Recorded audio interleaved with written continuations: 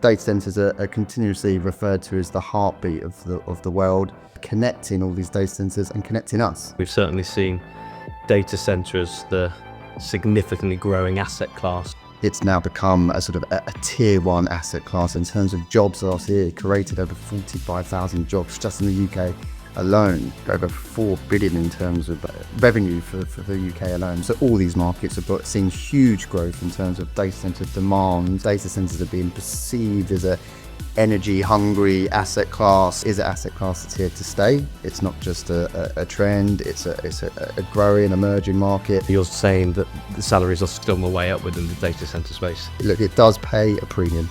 Welcome to Macroscope, your lens into real estate hiring and careers, brought to you by McDonald & Company.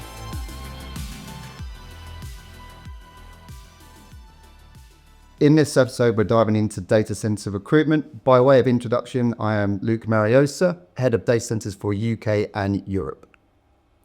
I'm Alex Moore. I run the real estate services team, which is slightly broader outside of just data centers, where we would hire into multiple other asset classes with a geography focused predominantly within the M25 and the home counties, and hiring into multiple disciplines, all focused within real estate. So today we're talking about data centers. So for anyone that's unfamiliar with data centers, to keep it simple, it is the physical infrastructure for housing network equipment for businesses that want to process and secure their data securely. It's been recently announced as the critical national infrastructure, which has been a huge impact on the market. It was announced by the technical secretary, Peter Kyle, September last year, which means it's just as important as energy, water, defence in the UK. So it's made a huge impact in the last year as we continue to see the market grow. Brilliant. I think as a team, we've certainly seen data centre as the significantly growing asset class over some of the others in the past 6 or 12 months. And we saw a similar exercise coming out of 2020 with the demand on the industrial sector and then life sciences. And we're, of course, now seeing that within the world of data centers. I suppose a question we find ourselves asking is this just a here and now and over the next 3 to 6 months, or do we expect and foresee this to go way beyond that in terms of the trends? Yeah, good question. It's here to stay, right? I mean, the digital world that we're in, when you talk about digitalization, the growth and impact of tech and AI, it's a necessity. I mean, data centers are continuously referred to as the heartbeat of the world. The veins and arteries of the fiber subsea cables that are connecting all these data centers and connecting us and the way that we work, even using our phones today. The necessity of data centers is there. So from that point of view, digitalization is one thing, but a second thing is the amount of capital that's been put into the market. It's now become a sort of a tier one asset class, as before it'd be referred to more as an alternative asset class. So in terms of new players coming in, that's grown exponentially.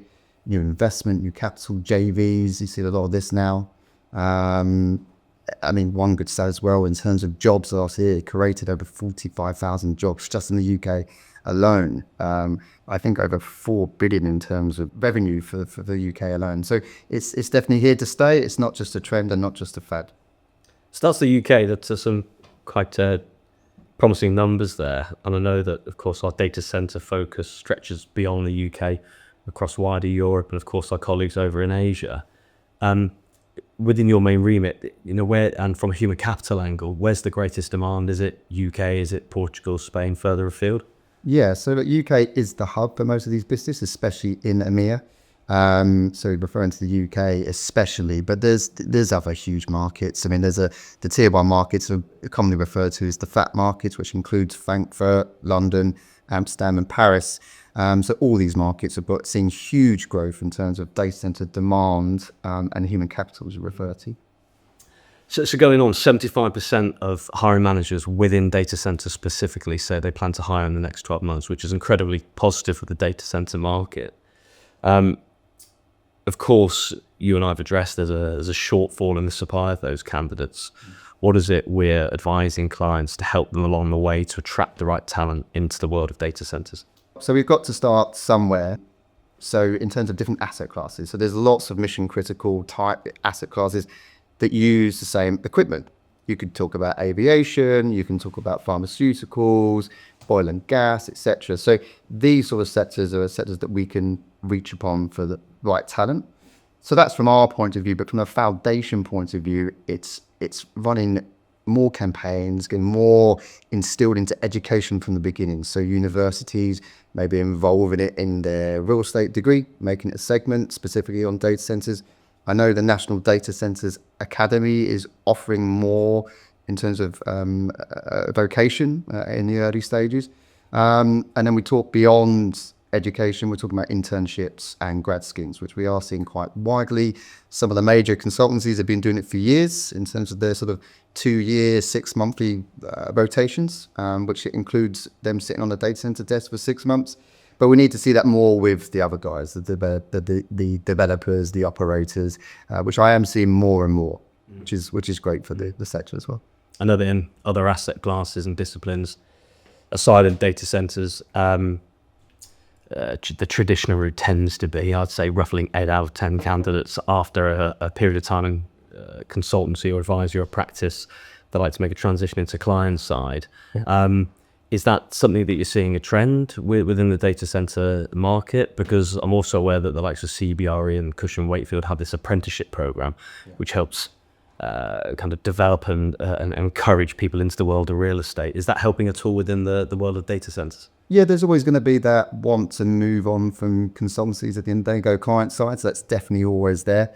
So I think that's where we, as McDonald Company, work quite well. You know, we don't just do data centers, we do property. We've been doing it for over 3 decades, as you know. So, you know, that real estate play will always play its part. It's always good to get valuers from the consultancies, to get sort of capital market guys that go into a more investment acquisition focused role, whether that's they go client side with the developers or with the hyperscalers. So it's always going to be a good foundation for these guys to start with. It's interesting to see how the real estate and the asset classes emerge and change shape, and seeing people go from traditional resi into BTR, PRS, and when considering the likes of co-living and co-working, once upon a time your traditional office agent migrated into the world of co-working. So clearly there's a platform there. What are the other challenges that your clients are experiencing, and are there any other aspects that we've missed so far that you're aiding those clients to help provide and support the supply of human capital? Yeah, so we've touched on it already. I guess it's just opening their minds a bit, widening the net, I think is the best way to put it. You know, the talent pool is small.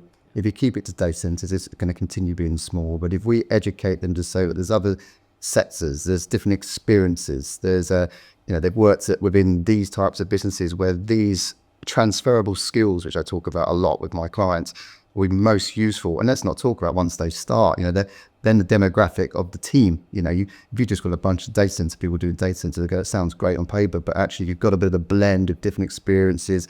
It actually can build a better team. So there's that part from me. Then the sort of geographical element comes in as well. Visa sponsorship. Not everyone wants to, have to move people from country, and sometimes it's not viable. But if you visa support also helps. Yeah.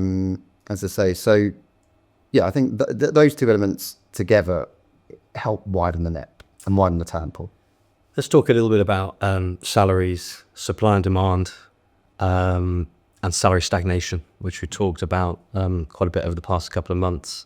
How's the dearth of candidates and the lack of supply had an influence on the salaries that some of the data center hyperscalers, investors, developers have had to pay in order to attract the right kind of profile into their business? Yeah, it has, and that's one of the biggest attractions, I think, for people to move into data as well. And actually, notably, one candidate said to me once, they can't believe they're getting paid so much or been offered so much.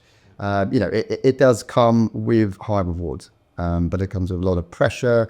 And again, there's a lot of education from us to let candidates know what they're getting into. But it does pay a premium to get into the market, and it has pushed salaries up. I think over the past 12 months, we've seen as I say, stagnation across the wider real estate space outside of data centers, where salaries have been pretty flat.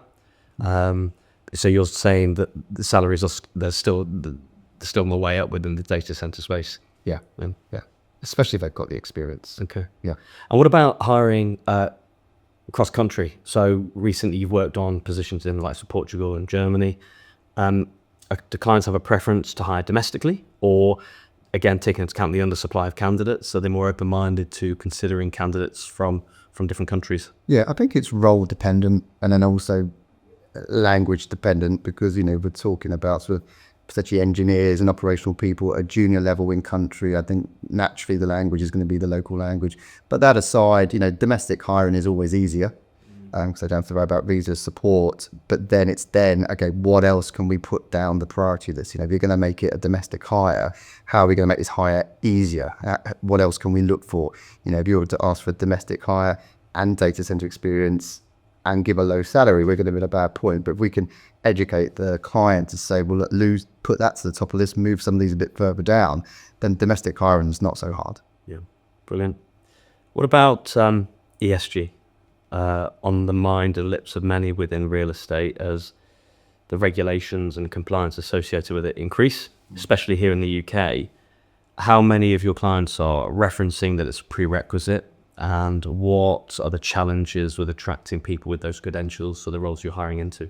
It's certainly becoming more popular and more of a sort of a requirement, mentioning sustainability in the job descriptions alone. One good example I had recently of a client, their backer set up a fund that was specifically looking to invest in companies that have sustainability at the forefront of their agenda.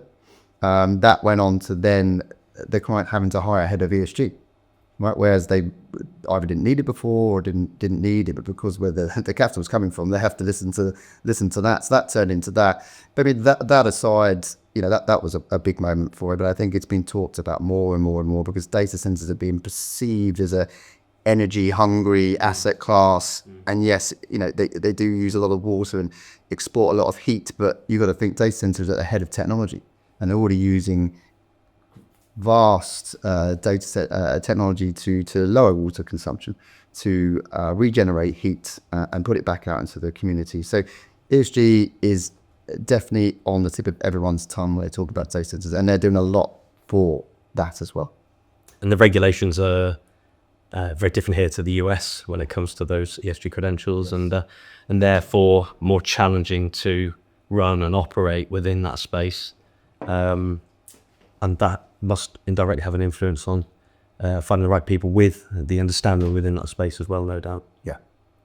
So just looking and summarising some of the key points, Luke, it's hopefully our network within the real estate space will find some of your insight really useful.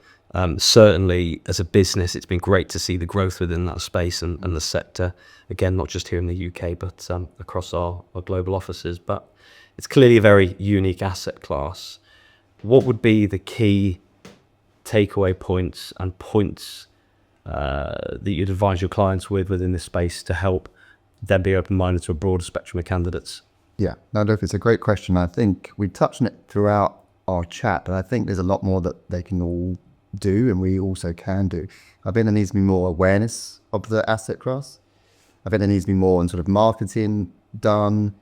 Again, vocation-wise, education, something straight from the beginning, getting people into it earlier. So I guess what we're talking about here is awareness. I think that's the biggest part of it. And realizing that it is an asset class that's here to stay. It's not just a trend. It's a growing, emerging market. We talked a lot about the UK, but Europe is huge. It's the markets there are going from strength to strength. You touched on Portugal a little while ago. That's a new market, but look how much we've gone into that market and how much work I've done there recently. And then since I've done that, I guess the algorithms are algorithm. There's a lot going on there in terms of everything I see now is Portugal or Spain or Italy's coming through. So I think the more we see from a sort of awareness point of view, the more people understand it's not a niche asset class. It is something important to get into, important to be part of as well. And I'm only seeing it grow from strength to strength. I know that we get a lot of interest from candidates that might come from an industrial logistics background, and we do find ourselves saying to those candidates that the clients have got a prerequisite list, and they do find we find ourselves telling those candidates that the DC experience is required.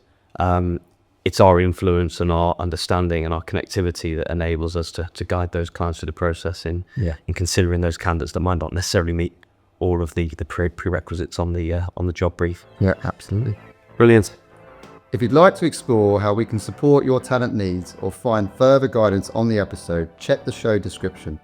To connect with a consultant, visit macdonaldandcompany.com/contact.